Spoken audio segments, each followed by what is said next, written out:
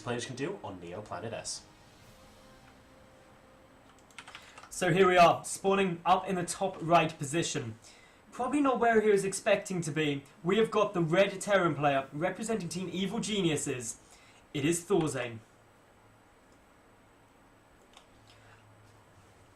And his opponent spawning in the bottom left-hand corner as the blue Terran player from Sweden, ladies and gentlemen, representing PWF and taking game number 1. He has a 1-0 lead against his more well-known opponent in this best-of-3 series. Can he make it too? We'll find out. It is Tails. Now, JoRoSaR, I want to give you a little bit of statistical analysis of these two players. All right, let's do it. Before this game started, if you plugged in these two players into a very good prediction site, you would come out that Thorzain had a 75% chance of winning this series. Okay. If you now put it to 1-0 in Tails' favour, that becomes next to 50-50%. Ooh. Wait, that just means they don't have many games played. Yeah. Well, no, because it takes other players into account. It does do sure. that. So Thorzain should have statistically taken this quite easily, but Tails is really shaking things up here. And now, just completely varying the opening, going command center first. Wow, very, very early scout as well from Thorzain. Means that he immediately sees the CC first. He has got barracks, and he's got a gas down as well. He's now going to pump out Marines continuously, see if he can get a little bit of early damage done here. So Tails is going for the early game macro advantage against Thorzain.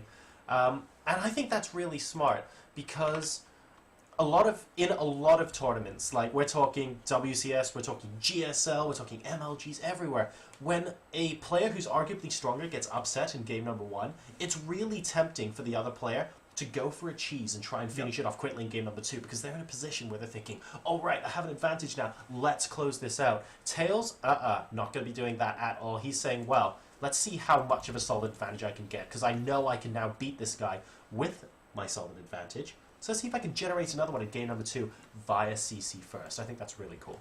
Now, this follow-up, the factory coming down, we've also got just a handful of units making their way across the map. We've already actually got a Marine doing a little bit of harassment here. Not a huge amount, and this is really to punish the command center first opening. But Tails does have 2 barracks on their way out. He's already got his first one finished, second one now done too, so his Marine production will get ramping up. The important thing is that he doesn't panic now. There's only 2 Marines that is natural. It's not game ending or anything like that. Just be safe and take your advantage while you've got it. But it's a smart move by Thorzain too. He doesn't want his opponent getting ahead. He's got to really step up. And this is actually what we're talking about with Suppy's game up against Sansan. That he played standard. He treated his opponent like the best player in the world and got into normal playing. Thorzain, he's got to do the same here. He's got to treat Tails with the utmost respect to avoid things like taking considerable losses to a 2-Rax Reaper play. Yo, you're completely right there. And there we go. The bunker's about to start. I was going to say I was getting a little bit concerned that Tails decided not to put the bunker down until now. Obviously, there was a little bit of pressure from those early Marines, but he needs to make sure that's up before the Hellions get here, as Thorzain's going to really try and be aggressive in this particular game. His starport is most of the way done as well. I love, by the way, that when the Marines were in here, the orbital command finished, and he made sure to drop the mule inside the main base as well. Something very easy to forget, but it means that, oh, hang on a second, the Hellions are now out. Can they kill the Marines in time? The bunker is no SCV building it, but it only needs another 7 seconds. It's going to be close. Yeah, it'll be okay. It should be fine now. And this is actually a really good spot for Tails, because economically speaking, I believe the worker count is relatively equal, but the additional mule is already going to be coming down here for Tails. He's got just that natural base up slightly quicker, but the barracks just floating its way in, going to get some scouting out. Thorzain once more going for that mech star. He's got 6 Hellions out on the field, but he's going to struggle to punch through that bunker. Yeah, he is at the moment. He might try and do some sort of run by, but he doesn't want to lose too many Hellions, and a couple of them are not at full health any longer. So this is going to be actually a massive clue for Tails right now, who puts a bunker behind his mineral line, anticipating drops from Thorzain. So cool stuff there. Let's see if it pays off. But he sees the flying bunker, so at this point he must be going, aha, I think you might be going mech. The other big advantage as well of putting that bunker there is if the Hellions just decided to run past, for example, he's got the defense there, but the medevac now going to come in and drop them down. The Marines in a nice position. That medevac is going to be shut down so hard, and This is exactly what Tails needs to be doing. He's just piecing everything together, getting Stim down. He's getting missile turrets as well, just to make sure that he can't lose anything too quickly. He knows he opened economically, and as long as he doesn't take losses, he can really capitalise on that advantage and potentially snowball forward. Yeah, the difficult thing for Tails right now is that his tech is obviously quite far behind because he went for that eco-friendly, if you like, play. 2 Hellions and 2 Widow Mines now going to be chilling out at the natural expansion. Those Widow Mines might actually get some damage done. Only a single SCV by the first hit there. Hellions trying to do some damage. The Marines are splitting. They need to be careful. There is a second Widow Mine there. They could actually do a lot of damage. A second one goes off, and it only kills a Marine. So number of workers killed this game, 6 so far from Thorzain, which leaves the worker supply slightly in his favor, but Tails has been mining for longer. He needs to get that mule back mining as well. Yeah, the other thing as well for Tails is Stim is getting very close to completion for him. And that's sort of the point where actually he gets a very powerful force. And there will be timings that Tails can be incredibly strong. Thorzain, though, keeping up these hellback drops, keeping up the pressure and the map dominance. He does not want Tails to get any opportunity to deal damage. And as long as Thorzain keeps that contained down, he can macro up behind, which is arguably where he wants to be. But once Stim's done, once that starport comes out, this infantry force from Tails is going to be very dangerous. We'll see what this Hellbat drop is going to do. So Thorzain going to be dropping himself in this particular game. The missile turret immediately taking that medevac to just below half health, and the Hellbats are now wreaking havoc in this mineral line. A couple of SCs not being pulled there. Ooh, very nice. He's going to go back before the army gets back into the main, anticipating their Tails are going to come in. And Thorzain escapes with every single unit. Workers killed, jumping up to 10. Now, that's still not catastrophic. 10 workers killed, 10 minutes into the game, it's not huge. Beats 20 workers killed at 7.5, definitely. Yeah, definitely beats that. But yeah, Thorzain, he's just upping his production. He's got his 3rd CC finish, morphing that into an orbital command as well. But Stim's done, +1 on the way down here for Tails. Scan coming off to pick off the Widow Mine. One more unfortunately falls to it. But all in all, I'd say there isn't a distinctive advantage for either player at the moment. They're fairly level, but with a triple drop coming in here from Thorzain going straight towards the Marines. He's got to be careful, he's running straight over. He's going to try and take out the entire infantry army. Good splitting by Tails at the moment. Those Hellbats did do a relatively good amount of damage, lowering the health of a lot of that army, but medevacs are going to fall as well.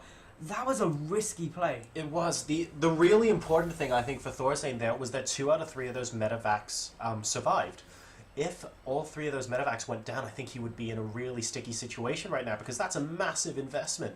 3 medevacs and 6 Hellbats. I mean, the Hellbats are gone at the expense of some of this Terran army, so it's not so bad, but really it's the medevacs Thorzain wanted to get away with there. And I think because 2 of them got away, I think he just about did okay. It's still... This game is ridiculously close at the moment. Neither player has got a substantial lead, or any lead at all, in my opinion. The tank is going to help. A good scan coming off there by Tails just gets a good one's doing.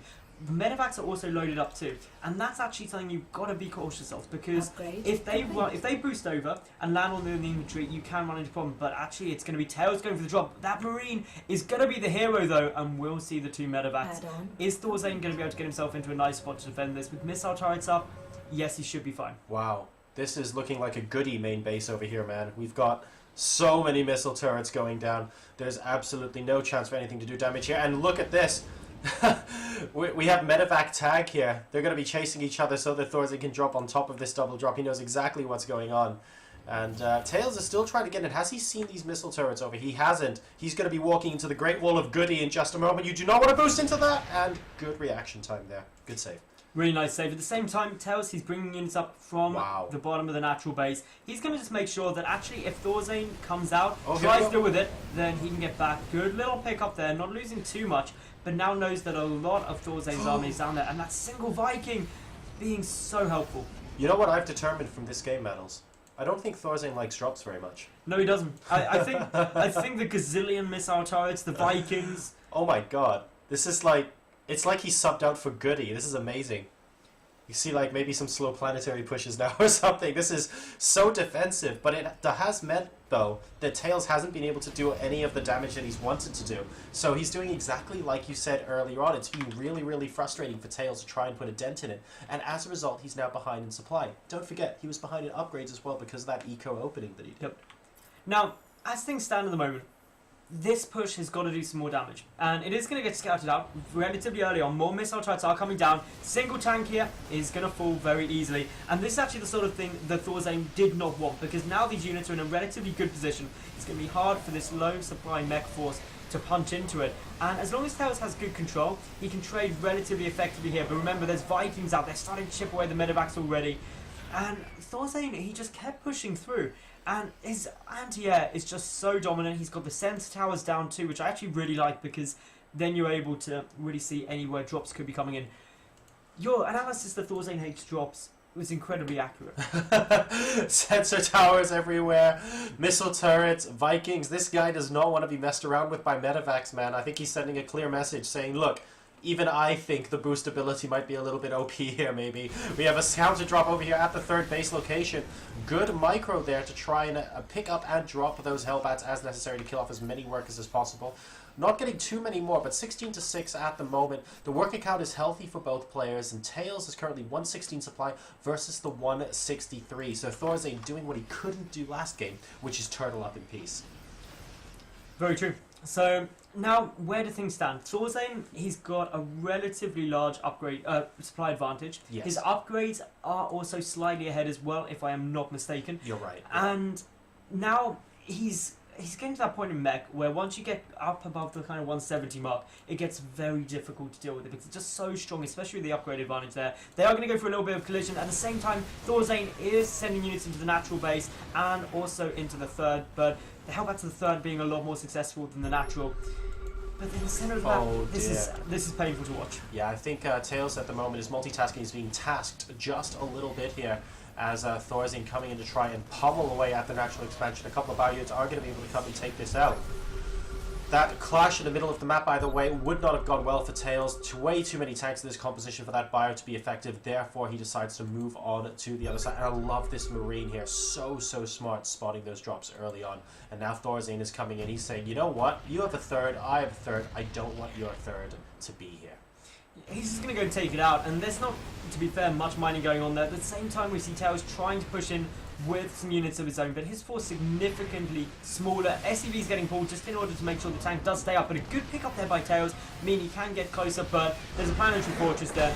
GG comes down, and Tails is going to be leveled out 1-1. Thorzain taking game number 2.